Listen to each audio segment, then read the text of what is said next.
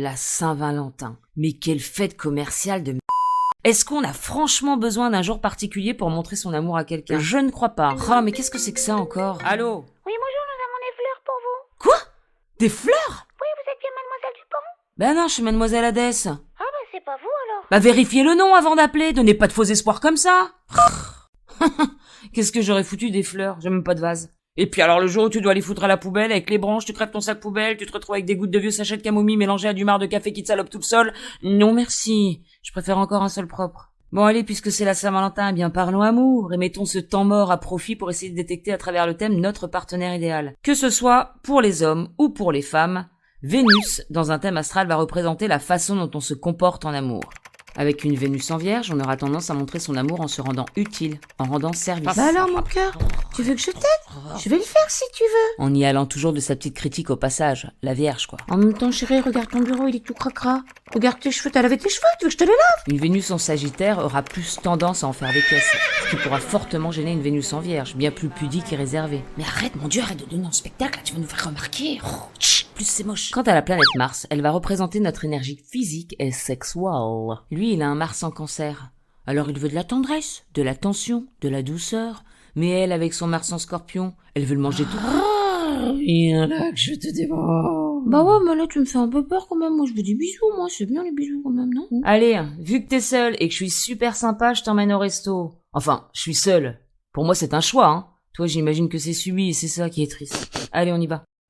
Ah bah, il y a Georges et Blanca à ma gauche, mort de rire. Une bonne occasion de revenir sur Vénus. Pour une femme, Vénus représente son énergie féminine. Elle va exprimer le signe de sa Vénus pour se sentir femme. Au même titre que Mars pour l'homme d'ailleurs. Bianca, elle a une Vénus en bélier, donc un signe martien. Vous vous souvenez, Mars est relié au sexe. Du coup, à travers sa Vénus, elle envoie un message plutôt glamour ou encore sexuel. Georges, la première fois qu'il l'a vu, il était comme un fou. Mais moi, je savais. Bianca, elle a un Mars en Gémeaux. Donc ce qui va la stimuler, elle, c'est l'échange, l'intellect, la conversation de Georges. Il est prof à la fac et les intellos, ça les moustille. Oh s'il te plaît Georges, parle-moi encore une dernière fois des équations et dérivées partielles. Ah, c'est-à-dire que là, il est quand même Allez 2 s'il heures. te plaît Georges. Pauvre Georges. Il sait plus comment s'en dépêtrer. En plus, Bianca avec sa lune en poisson, c'est une hypersensible, elle chiale pour un rien. Lui, il est balance, il fuit le conflit, donc il ose rien lui dire. Et voilà comment on se retrouve dans une relation de merde. Moi, au moins, j'ai pas ce problème. Bon, allez, revenons-en à nos moutons. Chez une femme, Mars va représenter le type d'homme qui va nous attirer. Donc, en Gémeaux, pour Bianca, c'est le signe de la communication, de la curiosité, de l'intelligence. On peut être attiré par ce genre d'homme. Dans un thème masculin, c'est Vénus qui représentera ce que l'on va désirer chez une femme. Finalement, Mars et Vénus sont un peu les archétypes de l'amant et de la maîtresse. C'est ce qui nous attire, mais c'est pas forcément ce qui en fait un partenaire idéal.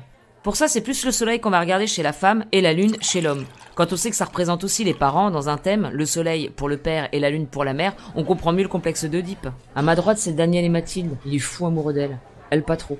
Elle a accepté l'invitation pour lui faire plaisir. Puis il est taureau, il a aussi une lune en taureau. Elle savait qu'il allait choisir un bon resto et en plus il a une Vénus en lion, donc il est très généreux. Et c'est là parfois où le bas blesse. Avec une lune en taureau, il a besoin d'une femme plutôt traditionnelle, avec un côté bon vivant, avec qui on prend du plaisir, qui apporte une certaine forme de sécurité. Sauf que Daniel, il a une Vénus en lion. Du coup, il est très attiré par Mathilde, parce qu'elle incarne cette énergie. Elle sait se mettre en avant, elle est assez fière, accomplie, elle a du caractère, elle est solaire. Mais avec elle, jamais son besoin de sécurité ne sera comblé. En plus, elle a une Vénus en Verseau, gros besoin d'indépendance, de liberté, très détaché. Lui, en couple, il est possessif et jaloux comme un pou. Je lui ai dit, mais lâche l'affaire, Daniel, c'est pas une fille pour toi. Ah mais je l'aime, mais qu'est-ce que je l'aime? Peut-être qu'en lui offrant une fleur, peut-être, je sais pas, un nounours, un grand nounours. Qu'est-ce qui m'énerve avec son côté drama queen? S'il vous plaît, on ferme. Voilà, alors pour te faire un récap, car j'imagine que t'es largué un jour de Saint-Valentin, mais c'est quand même dommage.